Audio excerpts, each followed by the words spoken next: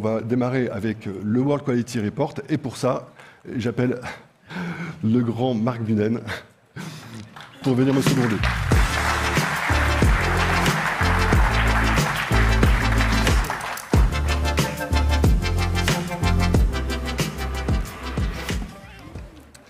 Bonjour Marc. Bonjour, bonjour à tous. Et donc Marc, tu es le responsable de l'offre Quality Engineering et Testing pour le groupe. Voilà. Tu es aussi le rédacteur en chef, on va dire, du World Quality Report depuis le début. C'est aujourd'hui la 15e édition. Et tu vas en plus nous faire le plaisir de répondre aux questions en français. Ce qui mérite quand même d'être... Oui. Voilà. Je vais répondre en français, je vais essayer, j'espère que vous me comprendrez, mais si je ne trouve pas les mots justes, tu m'aideras. Je vais essayer. Très bien. Donc, le World Quality Report, allons-y tout de suite. En fait, la première chose cette année qu'on y voit, et quand même quelque chose d'assez global, c'est qu'on a l'impression que Quality Engineering devient une véritable culture d'entreprise au même titre que l'amélioration continue, par exemple. Oui, en effet, on a vu depuis, je crois, la deuxième année passée que les organisations vraiment adoptent une culture de qualité. Et c'est parce que la digitalisation des organisations, les organisations réalisent que les applications informatiques sont très importantes pour les opérations du business, pour les connexions avec les clients. Et une malheur ou un problème, un manque dans les applications informatiques peut être de très graves conséquences pour les réalisations, pour les opérations. Alors, pour ça, ils connaissent que sans qualité, il n'y a pas de valeur dans les opérations informatiques. Et pour ça, ils adoptent la culture de qualité. D'accord, donc une vraie prise de conscience et on élève un petit peu le débat.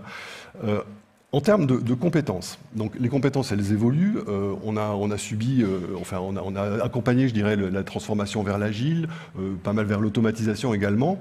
Donc aujourd'hui on en est où et qu'est-ce qui se passe en fait en termes d'évolution de compétences?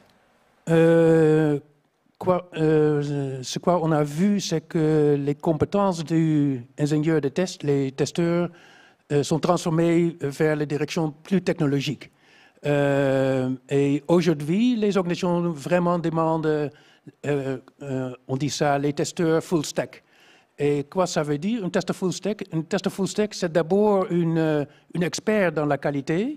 Alors, il connaît les stratégies des tests, les générations des cas de tests, l'automatisation, bien sûr, mais il connaît aussi la développement de code, notamment Java, C++, C Sharp, Python, très important.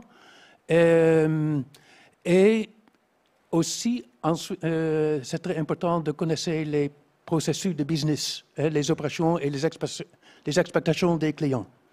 Donc on fait d'une évolution à la fois technique et à la fois fonctionnelle. Oui. Donc finalement, toujours plus d'exigences envers le quality engineer. Donc tu parles d'automatisation, donc la compétence automatisation, c'est quand même quelque chose d'important. Donc si on revient sur l'automatisation, en fait, qu'est-ce qui évolue en termes d'autom globalement?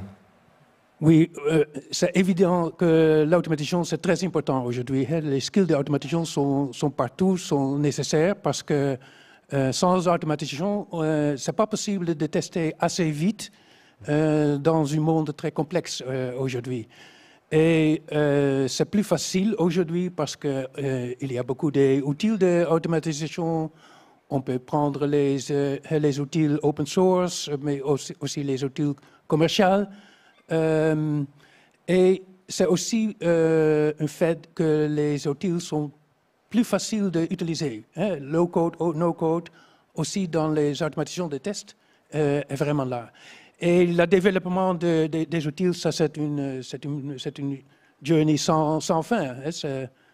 On veut voir l'IA dans l'automatisation. Tout à fait. Et donc en fait, on se rend compte aussi qu'on a besoin de manipuler l'IA. Donc on a besoin de gens qui savent manipuler l'IA. Et c'est une très bonne transition, je te remercie. Donc, à propos de l'IA, justement, on voit dans ce rapport que beaucoup de des organisations interrogées, en fait, investissent dans l'IA pour le quality engineering, et environ 77%. Et alors il y en a encore un petit tiers, 31%, qui ne sont pas convaincus de ce que ça peut leur apporter, etc., donc qui pour l'instant sont plutôt fébriles sur le sujet, mais beaucoup investissent. Donc quand ils investissent, sur quoi ils investissent, qu'est-ce qu'ils en font, et en fait, deuxième question par rapport à l'IA, où est-ce qu'on en est sur le test de l'IA? Est-ce qu'aujourd'hui c'est une réalité? Ok. Je crois que l'IA, c'est vraiment la plus importante transformation qu'on voit aujourd'hui. Antoine parlera sur le sujet. Mais aujourd'hui, le grand pourcentage des organisations expérimentent avec l'IA et dans les cas des tests, on peut utiliser l'IA pour générer les cas de tests automatiques, générer les données de tests. Pour l'automatisation, c'est aussi possible, mais aussi pour la visibilité des tests, avec les dashboards intelligents qui donnent une vue sur la qualité. Et le second, c'est...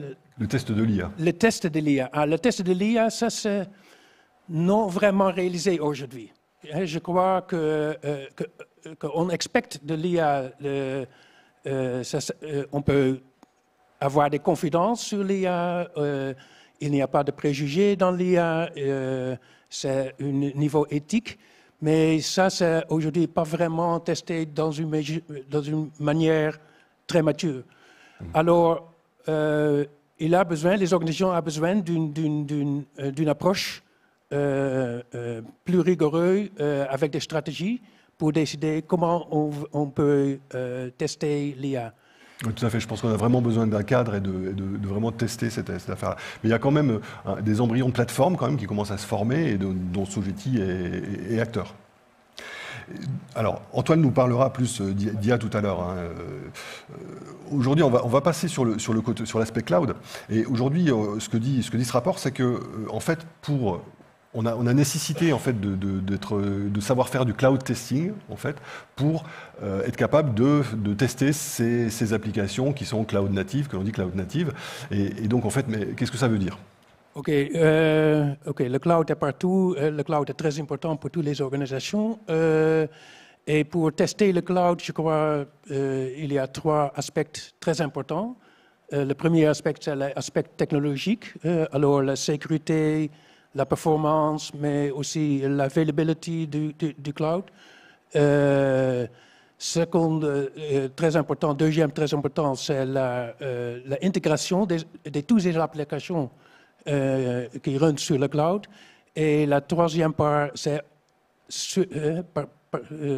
partout les résultats du business. Parce que quand une organisation prend le cloud, c'est aussi pour réussir de moins coûts, d'être plus facile, plus flexible. Alors ça, faut être validé aussi. Voilà, avec des objectifs commerciaux et en fait une transparence un peu quelque part pour le métier. Ça doit être transparent pour le métier, c'est plus une migration technique qu'une migration fonctionnelle en général. En tout cas dans la volonté. Alors quand on parle de cloud, on parle forcément aussi de données et de confidentialité de données. Donc ça transforme un petit peu le paradigme. Est-ce que effectivement le fait d'aller dans le cloud, on est toujours sur les mêmes enjeux ou pas en fait en termes de paramètres de données, toujours sur le côté quality engineering bien sûr. Alors, les données de test, ça c'est un problème très grand depuis 15 ans de World Quality Report. Et je crois qu'aujourd'hui, vraiment, les équipes de test utilisaient 35% de leur temps pour les données de test. Mais il y a beaucoup de solutions pour améliorer sur les données de test. Alors, les données de test vers le cloud est une possibilité et il est très important que les équipes sont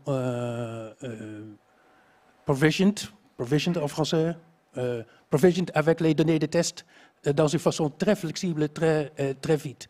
Donc on a besoin de mise à disposition facile, flexible oui, des données oui. Et également de fiabilité de ces données. Oui. Voilà. Très bien. Merci.